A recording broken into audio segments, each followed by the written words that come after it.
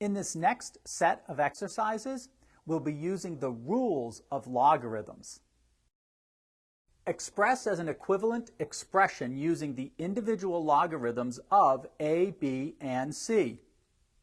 Log of the quotient a cubed times b to the 1/2 divided by c squared. Let's begin by using the rule for the log of a quotient, which is that you take the log of the numerator minus the log of the denominator. So this is the log of a cubed b to the 1/2 minus the log of c squared.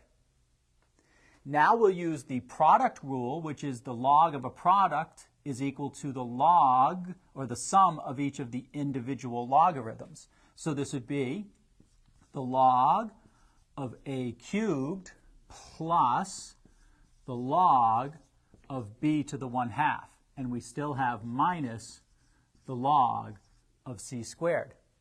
Now we'll apply the power rule for each of these expressions. So this would become 3 log of a plus 1/2 log of b minus 2 log of c. And that would be the equivalent expression using the individual logarithms of a, b, and c.